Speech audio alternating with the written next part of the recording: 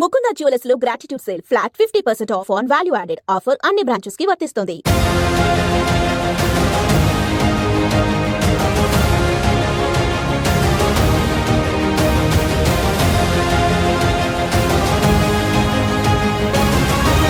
Political junction వర్తమాన రాజకీయాలపై సమగ్ర విశ్లేషణ అందిస్తుంది. నమస్తే, వెల్కమ్ టు ఆదాన్. నమస్తే రాజేష్ గారు. రాజేష్ గారు, ఈరోజు మన డిస్కషన్లో ముఖ్యమైన అంశాలు. నెంబర్ 1, ఆంధ్రప్రదేశ్లో ప్రస్తుతం నోటి తీటగాళ్ళ యొక్క దందా నడుస్తుంది. ఒక పక్క తోపుదుర్తి ప్రకాష్ రెడ్డి, ఆయన నిన్న ఏ రకంగా మాట్లాడాడో చూసాం. ఆ తర్వాత తాజాగా దువ్వాడ శ్రీనివాస్ ఏకంగా కరెంటు బిల్లు అంశంలో విద్యుత్ అధికారులకి ఫోన్ చేసి ఒక దళిత అధికారిని నువ్వు ఎలా పని చేసుకుంటావో చూస్తా, నీ ఎంతో చూస్తా, నీ తాట తీస్తా, అది ఇదంటూ కూడా బెదిరించినటువంటి తీరు. అంటే ఒక పక్క వల్లభనేని వంశీ వంటి వాళ్ళు, మిగతా వాళ్ళు బోర్గడ్డ అనిల్ వంటి వాళ్ళు, వీళ్ళంతా జైలు పాలై పోసాని కృష్ణమురళి ఏం జరిగిందో మనం చూసాం. కళ్ళనీళ్ళు పెట్టుకొని కాళ్ళ వేళబడ్డ తీరు చూసాం. అయినా కానీ మరి ఎందుకు ఎంత బరితెగింపు, ఏం చూసుకొని అనేది రాజకీయ పోరాటాలు పక్కన పెడదాం కాసేపు. ఎందుకు ఇంత నోటి దురుసు అనేది ప్రధానంగా వస్తున్నటువంటి ప్రశ్న. చాలదాం, ఈ డోస్ చాలదాం, ఇంకా చాలామందిని లోపలేయాలి, ఇంకా కొంచెం ట్రీట్మెంట్ మార్చాలి అనేటటువంటి ఒక భావన అయితే కలుగుతుంది. సో దాని గురించి మనం ప్రధానంగా మాట్లాడే ప్రయత్నం చేద్దాం. ఇక ఆ తర్వాత నెంబర్ 2, ఓఎంసీ కేసు దాదాపు 12-13 ఏళ్ల తర్వాత రేపు మే 6వ తారీఖున తుది తీర్పు రాబోతోంది. దీని మీద గతంలో కూడా 1-2 సార్లు మనం దాని కారణాలు, అన్ని అంశాలు మనం మాట్లాడాం. ఒక్కసారి సింహావలోకనం చేసుకున్నట్టుగా దీని గురించి కూడా మనం ప్రధానంగా అసలు ఎందుకింత ఇదయ్యింది అనేది కూడా మాట్లాడే ప్రయత్నం చేద్దాం. సో ఫస్ట్, నోటి తీటగాళ్ళ గురించి ఏం మాట్లాడతారు మీరు సంధించిన ప్రశ్నలోనే జవాబు కూడా అందులోనే మిళితమైంది. ఏం చూసుకొని ఇంత నోటి తేట వీళ్ళకని అడిగారు కదా. వాళ్ళ నాయకుడు జగన్మోహన్ రెడ్డి గారిని చూసుకొని ఇంతటి నోటి తేట. ఆవు చేలో మేస్తే దూడ గట్టున మేదు అన్నట్టుగా వాళ్ళ నాయకుడు నాటి నుంచి నేటి వరకు, అంటే నాడు ముఖ్యమంత్రిగా ఉన్న రోజున, అంతకుముందు ప్రతిపక్ష నాయకుడిగా ఉన్న రోజున, ఇవాళ ప్రజల చేత చేత్కారానికి తిరస్కారానికి గురై ఉన్న రోజున కూడా ఆయన ఏ నోటి తేటను ప్రదర్శిస్తున్నాడో అదే వరవడిలో వాళ్ళ శ్రేణులు కూడా వాళ్ళందరికీ సహజంగా అలవాటైపోయిన ప్రక్రియ నోటితోటి దాడి చేయడం. జగన్మోహన్ రెడ్డి గారు ప్రతిపక్ష నాయకుడిగా ఉన్న రోజున ఆనాటి ముఖ్యమంత్రి చంద్రబాబు నాయుడు గారిని ఉద్దేశించి నడి రోడ్లో కాల్చాలి అని చెప్పని వ్యాఖ్యానించాడు. వాస్తవంగా ప్రభుత్వ పరంగా ఆయన్ని కట్టడి చేసే ప్రయత్నం ఆ రోజే జరుగున్నట్టయితే మొక్కై వంగంది మానై వంగుతుందా అని చెప్పని ఆ రోజు కట్టడి చెయ్యని పర్యవసానం నేను ఏం మాట్లాడటానికైనా పెట్టి పుట్టాను అని చెప్పని ఆనాటి నుంచి మొదలుపెట్టి నాటి ముఖ్యమంత్రి చంద్రబాబు నాయుడు గారిని ఉద్దేశించి ఏ విధమైన వ్యాఖ్యానాలు చేసింది చూస్తూ ఉన్నాం. పచ్చి అవాస్తవాలను కూడా నిజాలుగా నమ్మించగలిగాడు ప్రజల్ని. కళ్ళ ముందు వాళ్ళ ఇంట్లో జరిగిన హత్యని సహజ మరణంగా ప్రచారం చేశాడు. తర్వాత అది హత్య అని చెప్పి నిర్ధారణ అయ్యి ఇక దాన్ని భ్రమింపజేయడానికి ఆస్కారం లేదని తేలిన తర్వాత నాటి ముఖ్యమంత్రి చంద్రబాబు నాయుడు గారికి ఆపాదించి ప్రచారం చేశారు. తర్వాత ముఖ్యమంత్రిగా బాధ్యతలు చేపట్టిన తర్వాత కూడా ఆయన వైఖరిలో ఎక్కడ మార్పు వచ్చింది?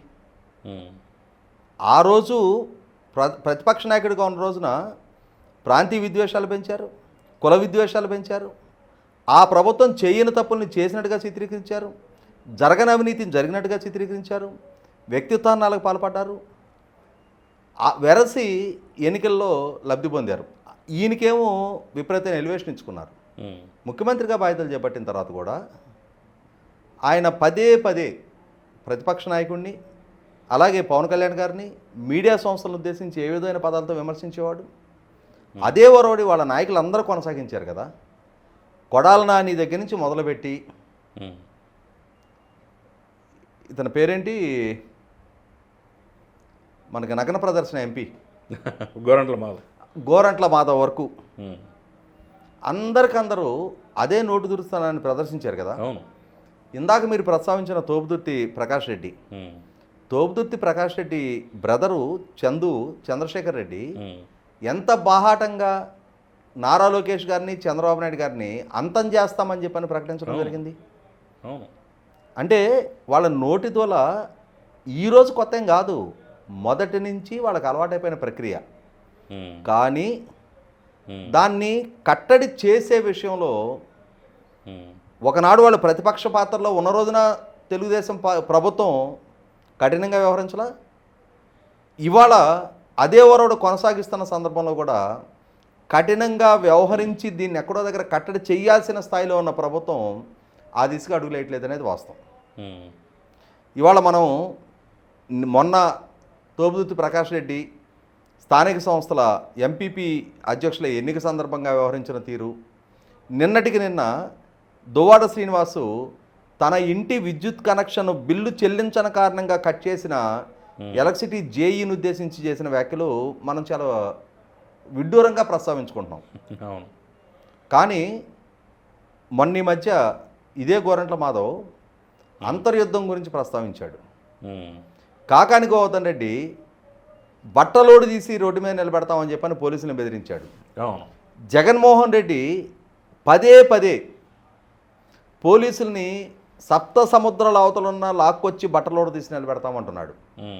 మరి ఆ నాయకత్వంలో పనిచేస్తున్న తోపుదుర్తి ప్రకాష్ రెడ్డి నుంచైనా దువ్వాడ శ్రీనివాస్ నుంచైనా ఇంతకైనా మెరుగైన ప్రవర్తన మనం ఎలా ఆశించగలుగుతాం? ఇక్కడ తప్పు చేస్తున్న జగన్మోహన్ రెడ్డి గారిని కనుక కట్టడి చేయడంలో ప్రభుత్వం సఫలీకృతం అయితే ఆయన మీద చర్యలు తీసుకుంటే చట్టపరంగా ఎదురుగాబోయే కాన్సిక్వెన్సెస్ ఏంటనేది ఆయనకి రుచి చూపిస్తే అప్పుడు ఆయన్ని అనుసరించాలి, ఆయన్ని ఒక ట్రెండ్ సెట్టర్గా రోల్ మోడల్గా భావించాలి అనుకునే వాళ్ళ శ్రేణులకు కూడా కొద్దిపాటి జాగ్రత్త పడటానికి ఆస్కారం కలిగించినట్టు ఉంది. ఇదే జగన్మోహన్ రెడ్డి గారు కదా 2024 జూన్ 12న ప్రభుత్వం ప్రమాణ స్వీకారం చేస్తే జూలై నెలలో ఢిల్లీ వెళ్ళి ధర్నా పెట్టి ఆ ధర్నాలో ఏమని ప్రచారం చేశాడు?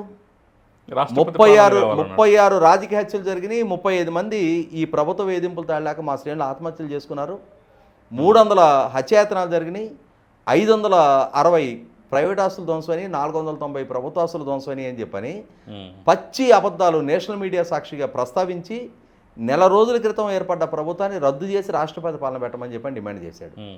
ఇన్ని పచ్చి అబద్ధాలు జాతీయ మీడియా ముందు రాష్ట్ర బ్రాండింగ్ని దెబ్బతీసే విధంగా ప్రస్తావిస్తున్నప్పుడు కఠినంగా వ్యవహరించి ఆయన కట్టడి చేయాల్సిన ప్రభుత్వం ఉదాసీనత ప్రదర్శించిన పర్యవసానం ఇవాళ తోపుదుర్తి ప్రకాష్ రెడ్డికైనా ఇంకొకరికైనా మేము ఏం మాట్లాడటానికైనా పెట్టి పుట్టాము, మాకు ఏది మాట్లాడే హక్కు అయినా ఉంది అని చెప్పని వాళ్ళు హక్కుభుక్తంగా భావిస్తూ ఉన్నారు. ఇవాళ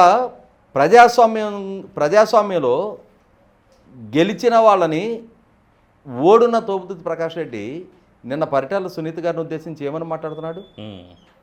ఏకవచనంతో నీ మొగుడు అంటే సుదీర్ఘకాలంగా రాజకీయాల్లో ఉండి 1994 నుంచి ఇప్పటి ఈ ఎన్నిక వరకు ఎక్సెప్ట్ 2019 ఒకే ఒక ఎన్నికలో పరిటాల రవీంద్ర గారు కానీ పరిటాల సునీత గారు కానీ ఓడిపోవటం జరిగింది. ఈ తోపుదుర్తి ప్రకాష్ రెడ్డి గెలవక ఒకే ఒక్కసారి 2019లో నెగ్గాడు. అంతకు ముందు ఓడాడు, ఇప్పుడు ఓడాడు, ఒక్క 2019లోనే నెగ్గాడు. దానికే అతనికి అంతటి కండకావరం, అంతటి అహంకారం. ఒక మహిళా శాసనసభ్యురాలని మాజీ మంత్రిని పట్టుకొని దశాబ్దాల తరబడి అక్కడ రాజకీయ చరిత్ర కలిగిన కుటుంబాన్ని పట్టుకొని నిన్న అతను సంబోధించిన సంబోధన ఏంటి? అతను ట్విట్టర్లో మెన్షన్ చేసిన భాష ఏంటి? కాబట్టి ఇక్కడ ఇదే వైఖరి వాళ్ళు కొనసాగిస్తూనే ఉంటారు. ఇక్కడ సరైన గుణపాఠం నేర్పి తీరాల్సిన బాధ్యత చట్టాంది. చట్టాన్ని ప్రయోగించాల్సింది ప్రభుత్వం. ప్రభుత్వం తన చేతిలో ఉన్న చట్టాన్ని ప్రయోగించకుండా ఇంకా శాంతి వచనాలకే కన్ఫైన్ అయి ఉంటే వాళ్ళ వైపు నుంచి ఇంకా ఇదే విధమైన విశృంఖలత్వం మరింత పెచ్చిరెళ్ళటం ఖాయం. ఇప్పుడు పోలీసుల మీద అటాక్ చేయడం, పోలీసుల మీద బూతులు తిట్టడం ఇవన్నీ మనం చూస్తూనే ఉన్నాం కదా. 1-2 సంఘటనలు కాదు, ఒక సిరీస్లో మనం చూస్తున్నాం. మరి ఎందుకని విచిత్రంగా ఒక్క పోలీసు అధికారుల సంఘానికి కూడా కోపం రావట్లేదు, పౌరుషం రావట్లేదు అంటారు? ఇక్కడ పోలీసు అధికారుల సంఘానికి కోపం వస్తారాదా, వాళ్ళు సంఘం పరంగా ప్రతిస్పందిస్తారా లేదనే తర్వాత సంగతి. డ్యూటీలో ఉన్న పోలీసు అధికారుల మీద ఆ విధమైన విచ్చలవిడితనాన్ని ప్రదర్శిస్తున్నప్పుడు చట్టపరంగా ముందు వాళ్ళని ఎందుకని కట్టడి చేసే ప్రయత్నం జరగట్లా? కేసు బుక్ చేసి తీసుకొని లోపలేటలా? ఎందుకని ఆ డ్యూటీలో ఉన్న అధికారులు ఉపేక్షిస్తూ ఉన్నారు? సాక్షాత్తు జగన్మోహన్ రెడ్డి గారు రీసెంట్గా పులివెందుల డిఎస్పిని తన సమక్షానికి పిలిపించుకొని బెదిరించిన తీరు చూసాం మనం.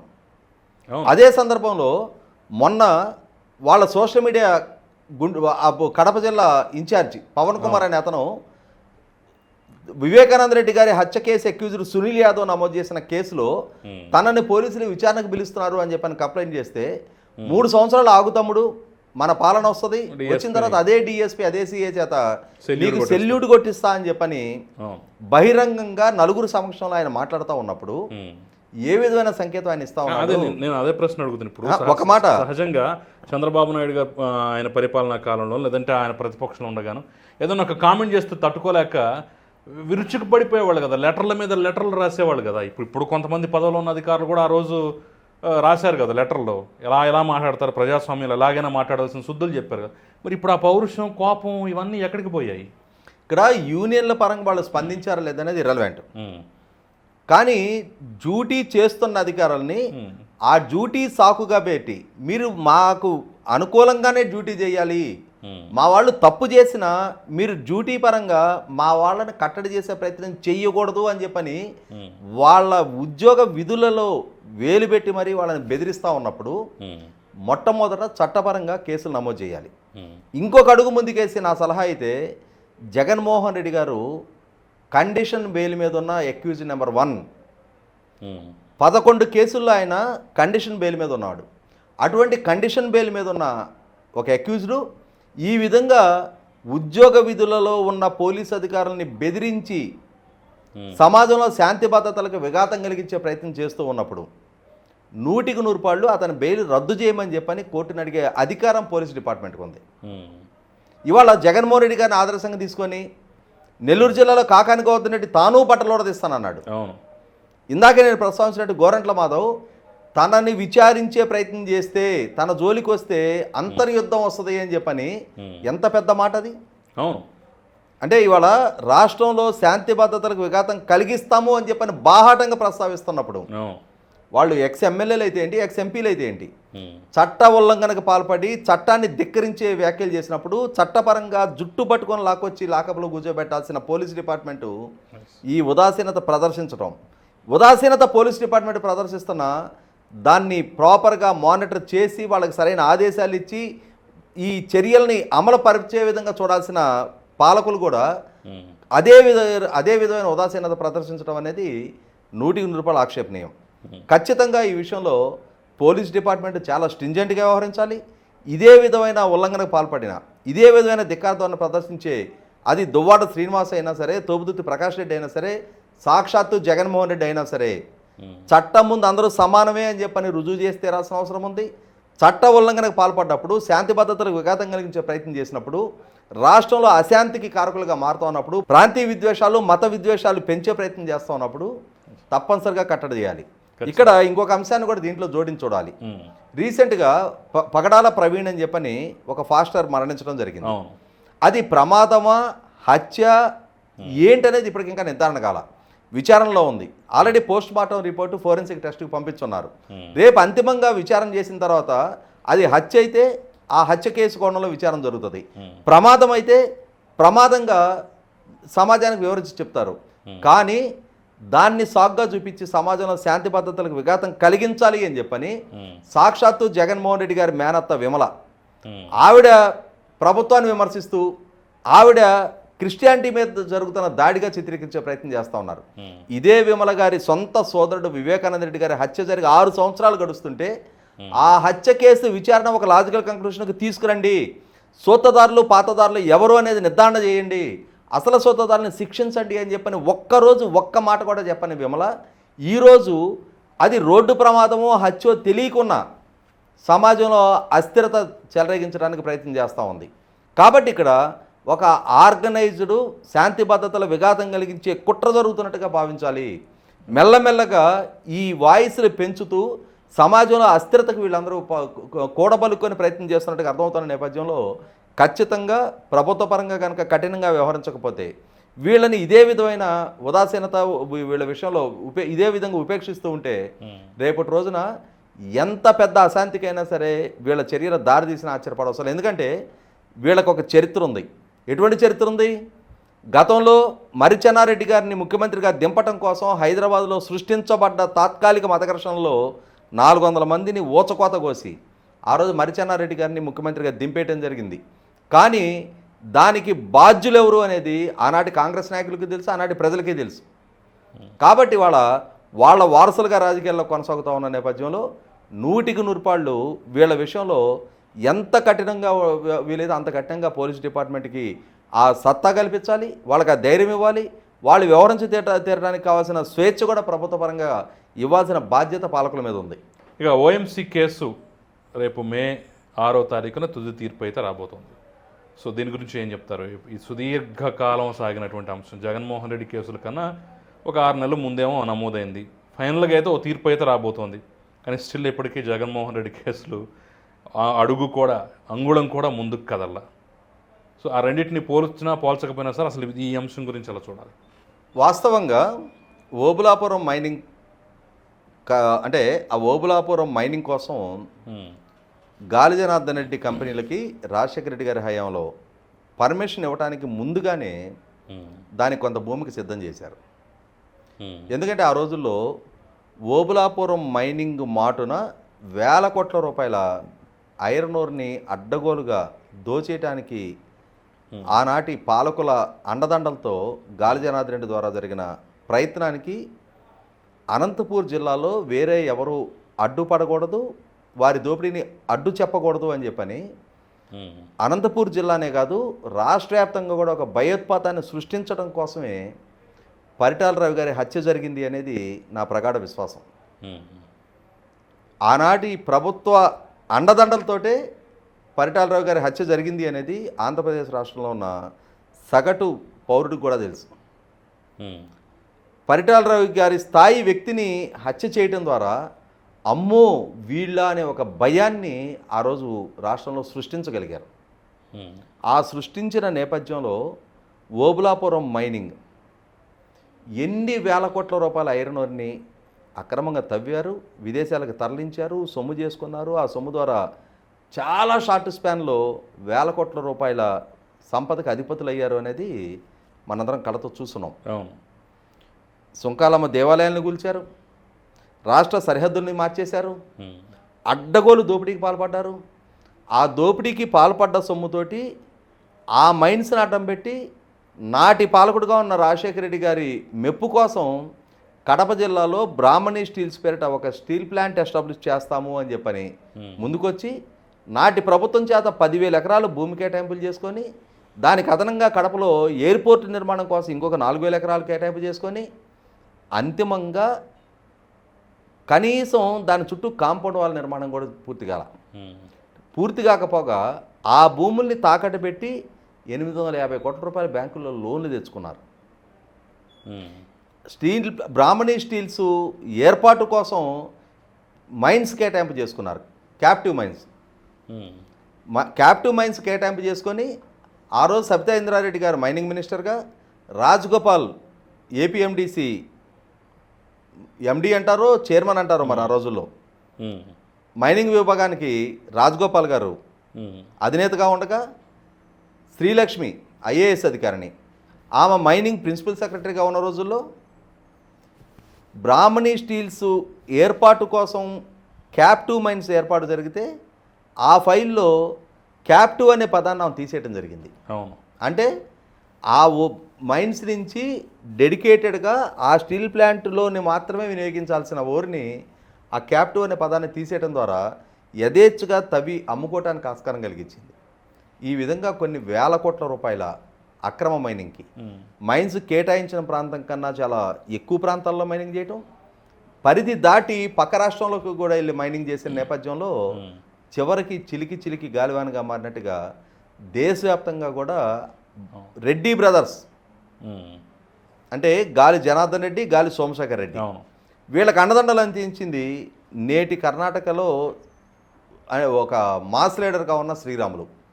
వీళ్ళందరూ కలగలిసి ఈ మైనింగ్ సంపాదన మీదగా వారి రాజకీయ ప్రాముఖ్యతను కూడా పెంచుకునే ప్రయత్నం చేశారు. ఇక్కడ ఒక చిన్న ప్రశ్న, ఇప్పుడు మామూలుగా గాలి జనార్దన్ రెడ్డి కర్ణాటక, రెడ్డి బ్రదర్స్ కానీ శ్రీరాములు కానీ వీళ్ళంతా బీజేపీ నేపథ్యం, ముఖ్యంగా ఆ రోజుల్లో సుష్మా స్వరాజ్కి చాలా దగ్గర వ్యక్తి అని చెప్పేసి అంటారు. ఇంట్లో మనిషిలాగా చూసుకుంటారు. ఆవిడ ప్రతి సంవత్సరం ఆవిడకి వచ్చి ఏదో వ్రతాలు పూజలు కూడా చేసుకునే వరలక్ష్మి వ్రతం నోచుకుని వెళ్ళిద్ది అని చెప్పేసి అంటారు. కట్ చేస్తే ఇటుపక్క రాజశేఖర రెడ్డి ఫక్తు కాంగ్రెస్ వారు, జీవితం ప్రారంభించింది, గడిచింది, అంతమైపోయింది, మొత్తం అంతా కాంగ్రెస్లో. మరి ఎలా కుదిరింది? ఇప్పుడు ఉప్పు నిప్పు లాంటి రెండు పార్టీలుగా ఉన్నటువంటి వీళ్ళు ఈయన ఏరుకోరి ఆ బీజేపీ నేతకు సహకారం అందించడం ఏంటి, ఆయన ఎంత సహకారం తీసుకొని ఇదంతా ఇంత దోపిడీ చేయటం ఏంటి, అసలు ఈ కోణంలో ఎందుకని పెద్దగా ఫోకస్ కాలేదు? ఎంతసేపటికి దోచుకున్నాడు ఓకే, బట్ ఈ నెక్సస్ గురించి ఎందుకని పెద్దగా ఇది అవ్వట్లేదు అంటారు? అంటే ఇక్కడ దోపిడీకి కులం లేదు, దోపిడీకి పార్టీలు అడ్డు కాదు, దోపిడీకి ప్రాంతాలు అడ్డు కాదు. కాబట్టి ఇక్కడ దోపిడీదారులు కలిసి వాటాలు పంచుకోవటానికి కులాలు ప్రాంతాలు ఇవేవి అడ్డుగోళ్ళ కాదు. కాబట్టి గాలి జనార్దన్ రెడ్డి భారతీయ జనతా పార్టీ ఆశ్రయం పొందినా కాంగ్రెస్ వైపు మేమున్నాము, భారతీయ జనతా పార్టీ వైపు నువ్వుండు, అటువైపు నుంచి సహకారం తీసుకోవాల్సి వస్తే నీ వైపు నుంచి తీసుకో, ఇటువైపు నుంచి సహకారం అందించాల్సి వస్తే మా వైపు నుంచి మేము అందిస్తాము అని చెప్పని ఆ రోజు అందరూ కలగలిసి చేసిన దోపిడీ.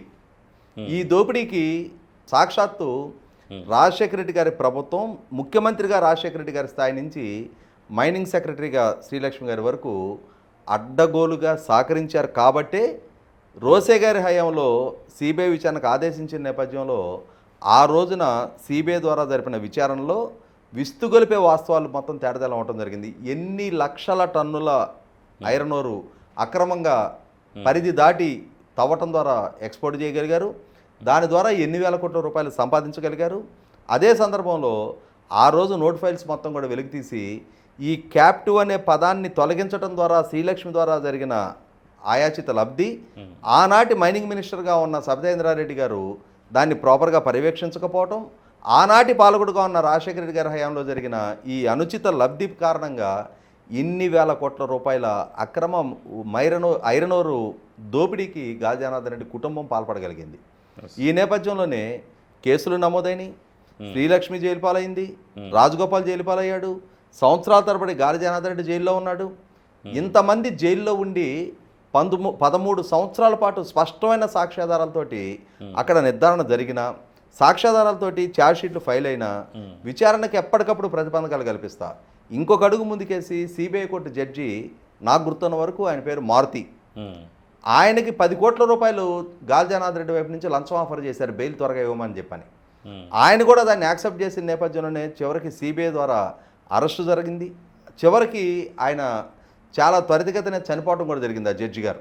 చలపతిరావు అని ఇంకొక జడ్జి కూడా ఉన్నట్టున్నారు. నాకు గుర్తున్న వరకు మారుతి అనుకుంటా, మేబీ నేను ఒకవేళ పొరపాటు కూడా అయి ఉండొచ్చేమో. కానీ అంతిమంగా సంవత్సరాల తరబడి ప్రొలాంగ్ అయిన కేసు చివరికి సుప్రీంకోర్టు ఇంటర్వెన్షన్తో రోజువారీ విచారణ జరిగి రేపు మే 6వ తారీఖుకి తీర్పు రిజర్వ్ అయింది. మీ ప్రెడిక్షన్ ఏంటి? ఇక్కడ ఇంకొక అంచనా కూడా ఏంటి అంటే, శ్రీలక్ష్మి గారిని తెలంగాణ హైకోర్టు ఆ కేసు నుంచి డ్రాప్ చేసింది. ఇవాళ క్యాప్టివ్ అనే పదాన్ని తొలగించింది ఆమె అయి ఉన్నప్పుడు, ఆ క్యాప్టివ్ అన్న పదాన్ని తొలగించిందాన్ని అడ్డు పెట్టుకొని వేల కోట్ల రూపాయల ఐరన్ ఓర్ని, అంటే ఒక కంపెనీ ఎస్టాబ్లిష్మెంట్ కోసం కేటాయించిన మైన్స్ని మరి ఆ కంపెనీ ఎస్టాబ్లిష్మెంట్ కాకుండా వేరే అవసరాలకి తవ్వి అమ్ముకోవటానికి సహకరించిన అధికారిని ఏ విధంగా కేసుతో సంబంధం లేదని చెప్పని హైకోర్టు ఆమెను కేసు నుంచి తప్పిస్తుంది. ఇవాళ సిబిఐ తిరిగి సుప్రీంకోర్టులో ఛాలెంజ్ చేసింది. సుప్రీంకోర్టులో ఇంకా విచారణ స్టేజ్లోనే ఉంది.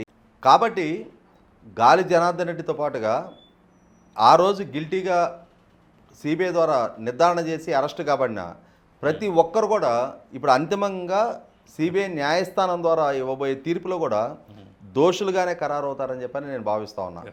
ఖచ్చితంగా ఇన్ని వేల కోట్ల రూపాయల ప్రకృతి వనరుల దోపిడీకి పాల్పడ్డ వాళ్ళని కఠినంగా కనుక శిక్షించకపోతే రేపటి రోజున ఏ ప్రభుత్వం కూడా ఏ మైనింగ్ వనరుల దోపిడీకి పాల్పడే, ఏ ప్రకృతి వనరుల దోపిడీకి, భూముల ఆక్రమణలకి, అటవీ సంపద దోపిడీకి పాల్పడే ఏ ఒక్కరిని కూడా ఏ ప్రభుత్వం కూడా కట్టడి చేయలేని నిస్సహాయ స్థితికి ప్రభుత్వాలు చేస్తాయి. కాబట్టి న్యాయస్థానాలు కూడా వీటన్నింటిని పరిగణలోకి తీసుకొని తప్పు చేసి చాలా షార్ట్ స్పాన్లో వేల కోట్ల రూపాయల సంపదను పోగేసుకొని ప్రభుత్వాలని ధిక్కరించి, ప్రభుత్వాన్ని శాసించి, ఒక రకంగా ఆనాటి రోజుల్లో గాలి జనార్దన్ రెడ్డి వ్యవహారశైలి ఒకసారి గుర్తు చేసుకుంటే, నడమంత్రపు సిరి నరం మీద పుండు మనిషిని నిలవనివ్వవు అని చెప్పానంటారు. అదే వైఖరి ప్రదర్శిస్తా నాటి మాజీ ముఖ్యమంత్రి చంద్రబాబు నాయుడు గారిని ఆ రోజుల్లో రాళ్లతో కొడతాను, దిక్కుమాలినాడా, దుర్మార్గుడా అని చెప్పని ఆ రోజు ఏకవచనంతో సంబోధిస్తా దూషించిన తీరు కూడా గుర్తు చేసుకోవాలి. ఇవాళ రాజకీయ నాయకులతోటి ఒక నెక్సస్ మెయింటైన్ చేస్తూ అధికార వ్యవస్థ, మైనింగ్ దోపిడీదారులు, రాజకీయ నాయకులు, ప్రభుత్వాలు కలగలిసి చేసిన ఈ దోపిడీ విషయంలో న్యాయస్థానం సరైన శిక్షే విధిస్తుంది అని చెప్పని నేను బలంగా నమ్ముతా ఉన్నా.